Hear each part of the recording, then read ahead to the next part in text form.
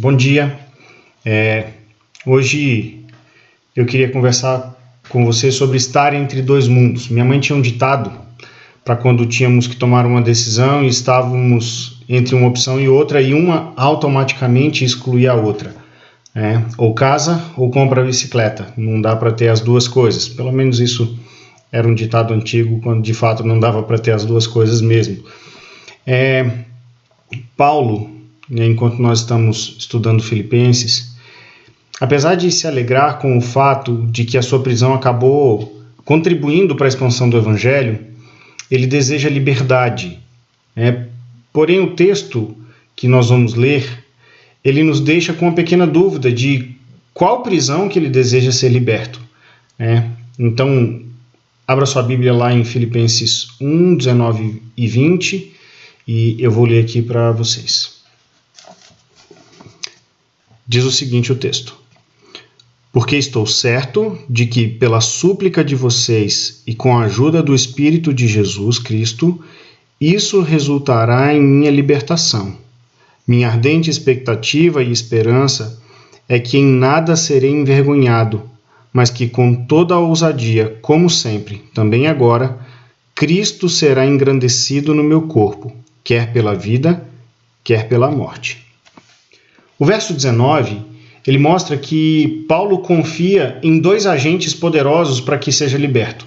Primeiro, os irmãos por meio da oração, e segundo, o Espírito de Jesus Cristo. Muitos ainda não experimentaram o poder de Jesus Cristo. Somente os realmente convertidos é que entendem do que Paulo está falando. Ele se refere ao Deus Filho agindo poderosamente no tempo e no espaço para realizar os seus propósitos. Deus é infalível, Colocar a confiança nele é a maior sabedoria, por mais simples que seja, é a maior sabedoria que alguém pode alcançar. O outro agente é o poder da oração. Deus, ele é todo poderoso, mas nem por isso ele é um Deus desatento ou um Deus que nos ignora. Muito pelo contrário, ele é o Deus que ouve e ele é o Deus que vê. Inclusive, neste domingo nós falamos um pouco sobre isso e você pode ver o vídeo no final.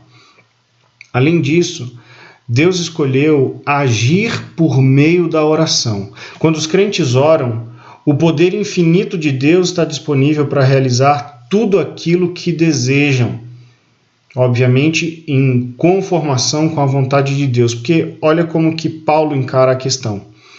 É exatamente nesse ponto que ele se apoia, na súplica para que a vontade de Deus seja feita, e não o desejo dele necessariamente. Paulo não diz que ele acredita que vai ser liberto da prisão, mas ele diz no verso 20 que Cristo vai ser engrandecido no seu corpo, seja com a vida ou até mesmo pela morte. Então Paulo, ele está dividido entre dois mundos, e ele vai desenvolver essa ideia um pouco mais para frente também. Mas a prisão, ela não é necessariamente romana, mas o próprio corpo, a própria limitação, o fato de que ele não está ainda desfrutando do que existe de melhor, que é a vida eterna com Cristo.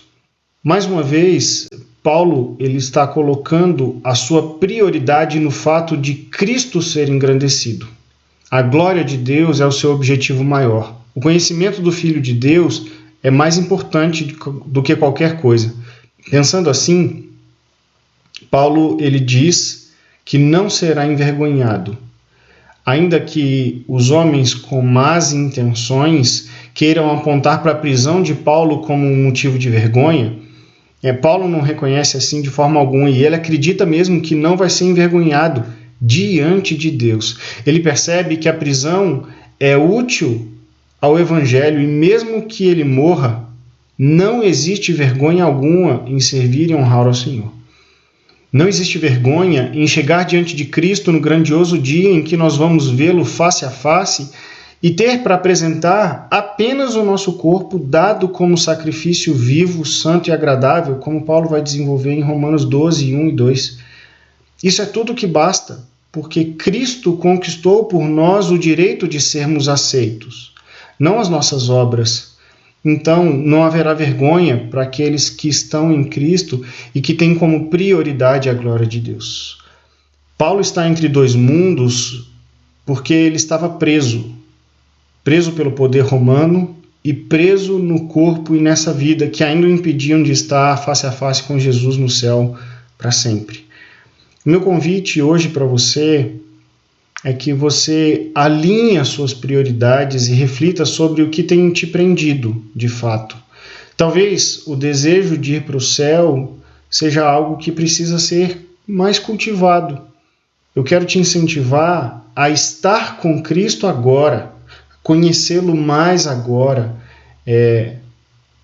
não ficar dividido entre o mundo e Cristo, ou os prazeres do mundo e Cristo, ou a vida que você tem no mundo e Cristo.